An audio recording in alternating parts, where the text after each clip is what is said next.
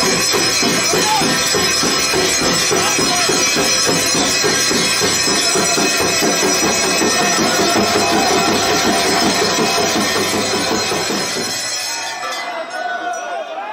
Friends, स्वागत है आपका आज के वीडियो में। आज के वीडियो में हम 12 ज्योतिर्लिंगों के दर्शन करेंगे।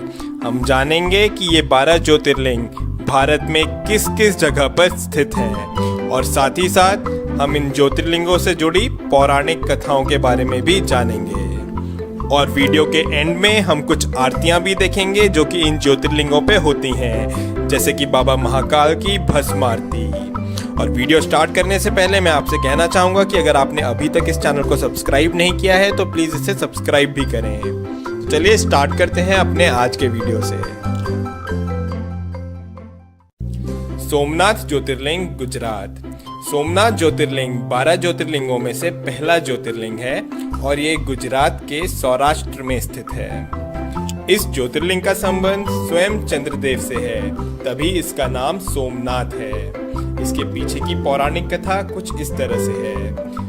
चंद्रदेव की शादी दक्ष की 27 बेटियों के साथ हुई थी। इन 27 रानियों में से चंद्रदेव रोहिणी नामक रानी का ज्यादा ध्यान रखते थे और बाकी रानियों पे ध्यान नहीं देते थे। इस पर क्रोधित होकर के दक्ष ने चंद्रदेव को श्राप दिया कि चंद्रदेव की रोशनी का तेज कम होता जाएगा। इस श्राप से बचने के लिए चंद्रदेव ने भगवान शिव की आराधना करी और इस पर प्रसन्न होकर के भगवान शिव ने चंद्रदेव को इस श्राप से मुक्त किया। पौराणिक कथाओं के अनुसार माना जाता है कि चंद्रदेव ने ये मंदिर सोने का बनवाया था। उसके बाद रावण ने इस मंदिर को चांदी का बनवाया और फिर श्री कृष्ण ने इस मंदिर को चंदन का बनवाया। इतिहास के अनुसार माना जाता है कि अलग अलग युद्धों की वजह से सोमनाथ मंदिर 17 बार टूटा है और इसका पुनर्निर्माण हुआ है।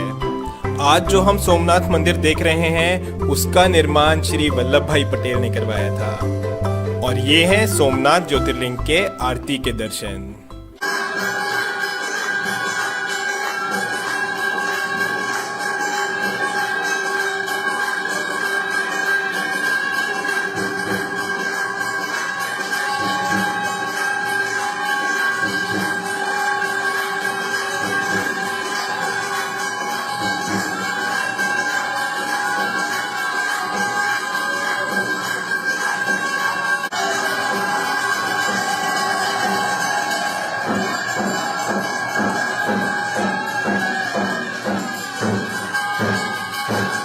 मल्लिकार्जुन ज्योतिर्लिंग, श्रीसेलम।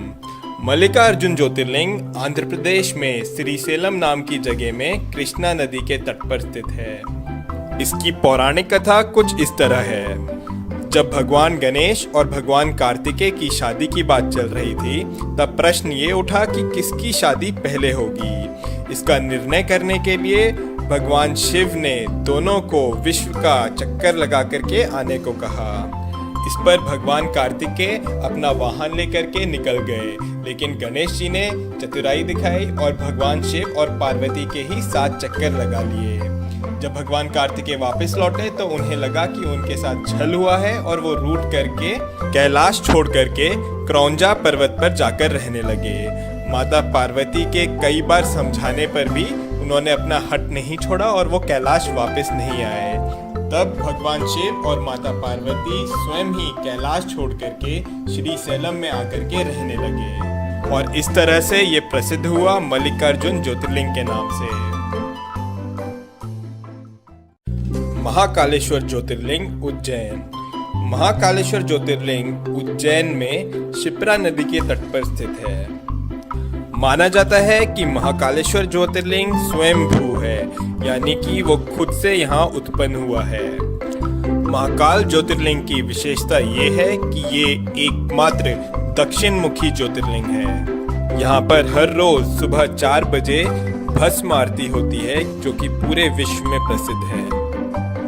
उज्जैन के लोग महाकाल को इस नगरी का राजा मानते हैं। और ये है महाकाल बाबा की आरती के दर्शन।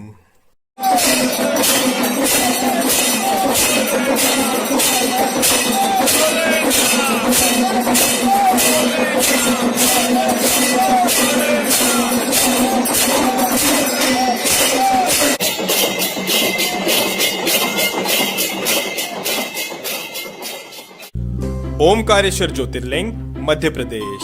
मध्य प्रदेश में महाकाल बाबा के अलावा ओमकारेश्वर ज्योतिर्लिंग भी है। ये ज्योतिर्लिंग इंदौर के पास खांडवा डिस्ट्रिक्ट में नर्मदा नदी के तट पर स्थित है।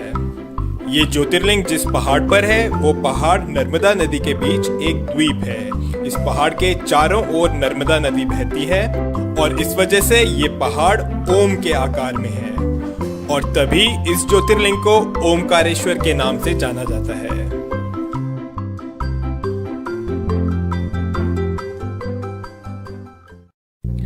बैद्यनाथ ज्योतिर्लिंग देवगढ़ झारखंड। झारखंड के देवगढ़ डिस्ट्रिक्ट में बाबा बैद्यनाथ धाम है।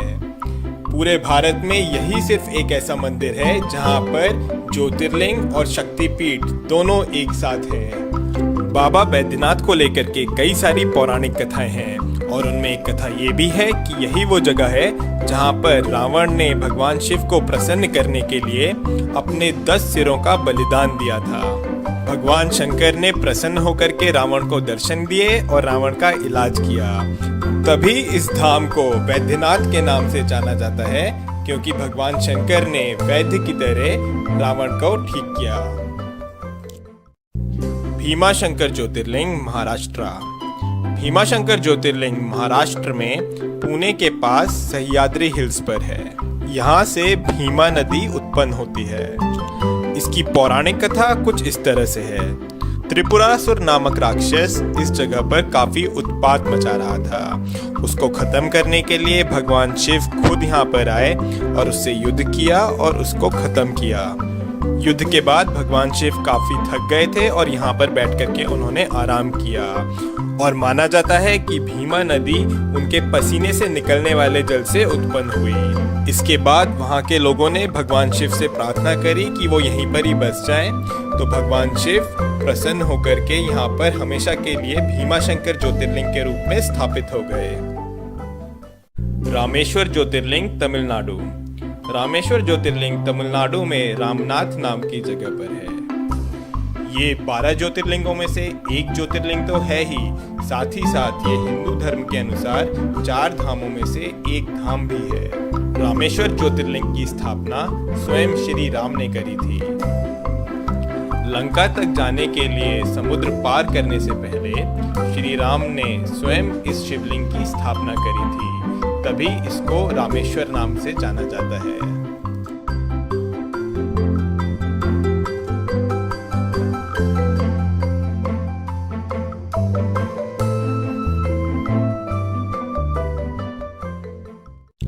नागेश्वर ज्योतिर्लिंग गुजरात।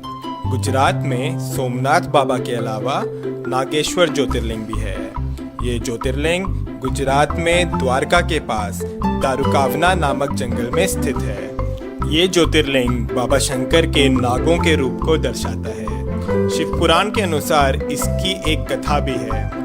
माना जाता है कि यहाँ पर एक राक्षस का जोड़ा रहता था जिसका नाम था दारुका और दारुकी। दारुकी माता पार्वती की भक्त थी और उसे माता पार्वती से वरदान भी मिला हुआ था, लेकिन दारुका वो यहाँ पे काफी उत्पात मचाने लगा और यहाँ के लोगों को परेशान करने लगा। उसने सुप्रिया नामक एक शिव भक्त को कई अन्य लोगों के साथ बंदी बना लिया। इस पर सब लोगों ने शिव जाप शुरू कर दिया और तब शिव ने उनकी रक्षा के लिए यहाँ पर ज्योतिर्लिंग का रूप लिया। तब से यहाँ पर भगवान शिव नागेश्वर ज्योतिर्लिंग के रूप में विराजमान हैं। विश्वनाथ ज्योतिर्लिंग बनारस। उत्तर प्रदेश के बनारस शहर में विश्वनाथ ज्योतिर्लिंग है। बनारस, जिसे कि दुनिया की सबसे पुरानी नगरी भी माना जाता है, यहीं पर काशी विश्वनाथ जी का मंदिर है।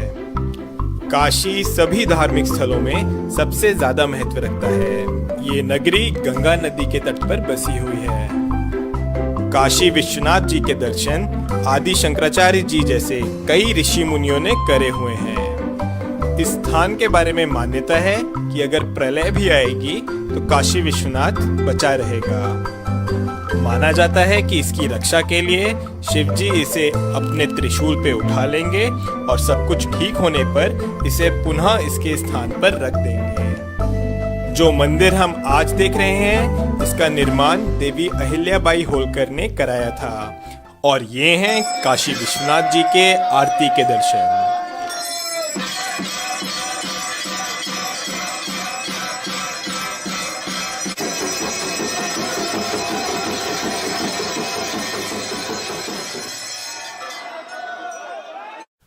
त्र्यंबकेश्वर ज्योतिर्लिंग नासिक। महाराष्ट्र में नासिक के पास त्र्यंबकेश्वर ज्योतिर्लिंग है। ये ज्योतिर्लिंग ब्रह्मगिरी पर्वत के पास है और ब्रह्मगिरी पर्वत से गोदावरी नदी उत्पन्न होती है। माना जाता है कि गौतम ऋषि और गोदावरी नदी के आग्रह करने पर भगवान शिव ने यहाँ पर ज्योतिर्लिंग का रूप लिया।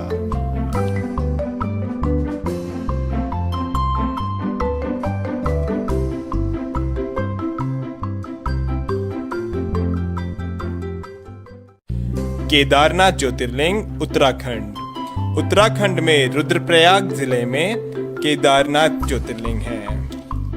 गौरीकुंड से आगे जाकर के मंदाकिनी नदी के तट पर बाबा केदारनाथ विराजमान है। इस मंदिर का निर्माण पांडवों ने करवाया था। महाभारत के युद्ध के पश्चात पांडव अपने भाइयों की हत्या के पाप से मुक्त होना चाहते थे, इसलिए वो भगवान शंकर के दर्शन चाहते थे। पर भगवान शिव उनसे रुष्ट थे, इसलिए उन्हें दर्शन नहीं देना चाह रहे थे और इसलिए भगवान शिव बैल का रूप धारण करके केदारनाथ पहुंच गए। लेकिन पांडव उनका पीछा करते करते केदारनाथ भी आ गए। तब भगवान शिव धरती में समाने लगे, लेकिन भीम ने बैल की पीठ पकड़ ली थी। तभी यहाँ पर केदारनाथ शिवलिंग बैल के पीठ के रूप में है। भगवान शिव ने पांडवों को दर्शन दिए और उन्हें पाप से मुक्त किया। पांडवों ने यहाँ पर फिर केदारनाथ मंदिर का निर्माण करवाया।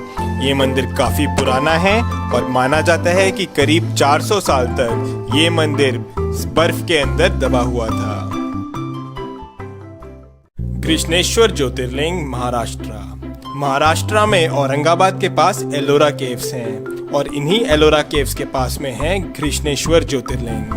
इस ज्योतिर्लिंग की मान्यता ये है कि यहाँ पर घुष्मा नाम की एक शिव भक्त थी। उसके पुत्र को उसकी ही बहन ने छल से मारा था।